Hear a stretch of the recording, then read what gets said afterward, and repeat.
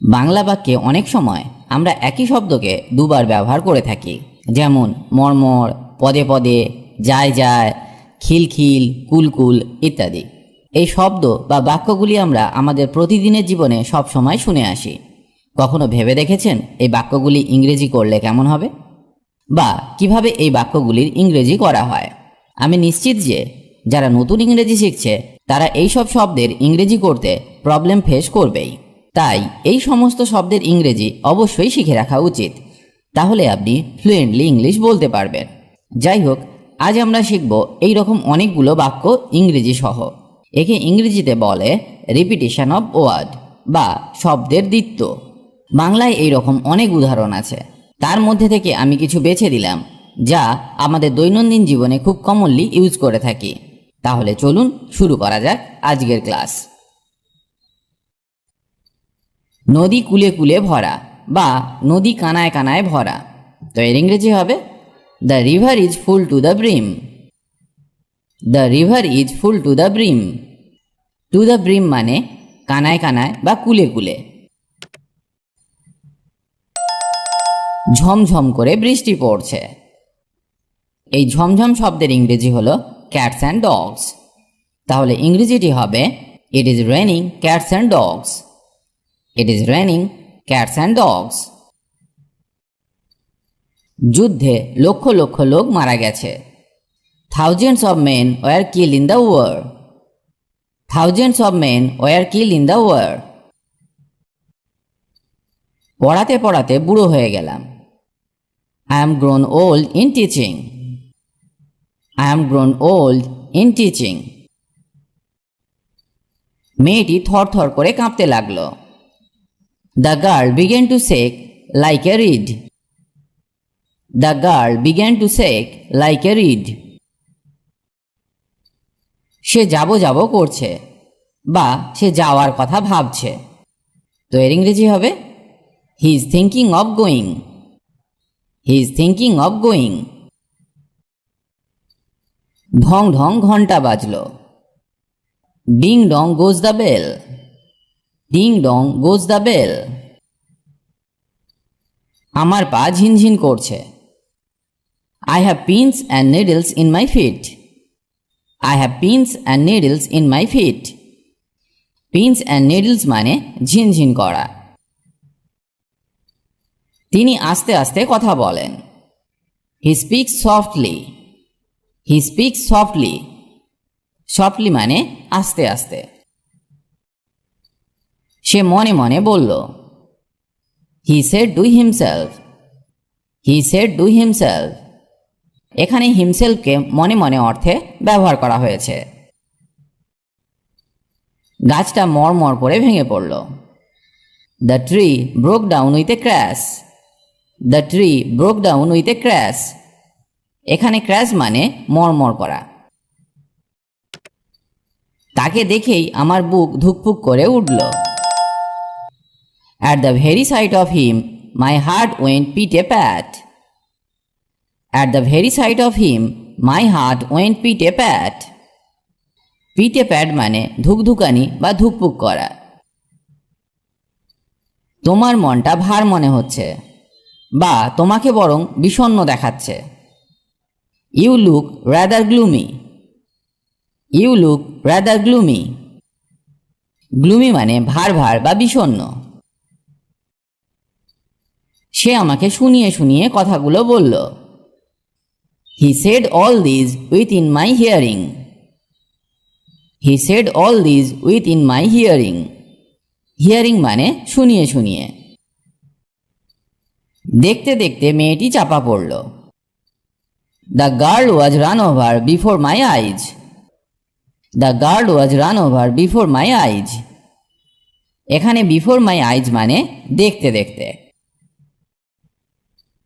তিনি হো হো করে হেসে উঠলেন, বা বলতে পারেন সে অট্ট হাসিতে ফেটে পড়ল। He burst into loud laughter. He burst into loud laughter. এখানে লাউড মানে হো হো করে। ছেলেটা সর্বদাই ঘ্যান ঘ্যান প্যান প্যান করছে। The boy is constantly grumbling and whining. The boy is constantly grumbling and whining. Grumbling and whining মানে ঘ্যান ঘ্যান প্যান প্যান করা। বালুকা রাশি ধুধু করছে বা বালি ঝিকিমিকি করছে, তো এর ইংরেজি হবে sand is simmering. Sand is simmering. Simmering মানে ধুধু করা বা ঝিকমিক করা। তার এখন যায় যায় অবস্থা বা সে মৃত্যুর মুখে। She is on the point of death. She is on the point of death. Point of death মানে মৃত্যুর মুখে বা যায় যায় অবস্থা। বাজারে যেতে যেতে তার সাথে দেখা হলো, বা বলতে পারেন বাজারে যাওয়ার পথে তার সাথে দেখা হলো। I met him on the way to the market. I met him on the way to the market. এখানে on the way মানে যেতে যেতে বা যাওয়ার পথে। আজ বড় শীত শীত করছে বা আজ আমার বেশ ঠান্ডা লাগছে। Today I feel rather cold. Today I feel rather cold. এখানে কোল্ডকে শীত শীত বা ঠান্ডা অর্থে ব্যবহার করা হয়েছে। জামা কাপড় সব সময় ছিমছাম রাখবে বা তোমার কাপড় সব সময় পরিপাটি রাখবে। Always keep your clothes tidy. Always keep your clothes tidy. বসে বসে আর ভালো লাগে না। I am sick of sitting idle. I am sick of sitting idle. এখানে আইডলকে বসে বসে অর্থে ব্যবহার করা হয়েছে। মন্দ মন্দ বায়ু বইছে। এ mild bridge is blowing. A mild bridge is blowing. Mild মানে মন্দ মন্দ। সে কাঁদো কাঁদো হলো বা সে কান্নাকাটির কাছাকাছি ছিল। She was near to weeping. She was near to weeping. Weeping মানে কাঁদো কাঁদো বা কান্নাকাটি। যারা যারা এ কাজ করেছে তারা শাস্তি পাবেই। Those who have done this must be punished. Those who have done this must be punished. এখানে those who কে যারা যারা অর্থে ব্যবহার করা হলো। আমি যা যা বললাম মনে রাখার চেষ্টা করবে। Try to remember all that I have said. Try to remember all that I have said. এখানে all that কে যা যা অর্থে ব্যবহার করা হলো। সে খিলখিল করে হেসে উঠল। She burst into a giggle. She burst into a giggle. Giggle মানে খিলখিল। মেয়েটি দুয়ারে দুয়ারে ভিক্ষা করছে। The girl is begging from door to door. The girl is begging from door to door. Door to door মানে দুয়ারে দুয়ারে। কুল কুল শব্দে নদী বয়ে যায় বা কলকল শব্দে নদী বয়ে যায়, তো এর ইংরেজি হবে the river flows with a murmur. The river flows with a মারমার।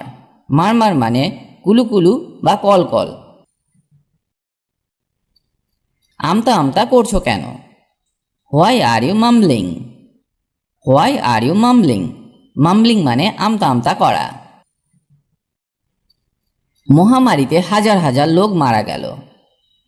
Thousands of people died in the epidemic. Thousands of people died in the epidemic. মেয়েটি নাচতে নাচতে এলো। The girl came dancing. The girl came dancing. এখানে dancing মানে নাচতে নাচতে। ভোর হয় হয় এমন সময় train ছাড়ল। The train started as the day was breaking. The train started as the day was breaking. এখানে ব্রেকিংকে হয় হয় অর্থে ব্যবহার করা হলো। পদে পদে বিপদ। There is a danger at every step. There is a danger at every step. At every step মানে পদে পদে। ধবধবে সাদা পোশাক পরে মেয়েটি আসছে। The girl is coming with a glaringly white dress on. The girl is coming with a glaringly white dress on. Glaringly মানে ধপধপে। আমার দিকে ফ্যাল ফ্যাল করে চেয়ে আছো কেন? Why do you look blank at me? Why do you look blank at me? এখানে ব্ল্যাঙ্ক মানে ফ্যাল ফ্যাল করে। দলে দলে ছাত্র খেলার মাঠের দিকে যাচ্ছে। Students are going to the playground in batches. Students are going to the playground in batches. Batches মানে দলে দলে। কে কে আমার সঙ্গে যাবে? Who will accompany me? Who will accompany me? এখানে হুকে কে কে অর্থে ব্যবহার করা হলো। আজ এখানে এই ভিডিওটি শেষ করছি।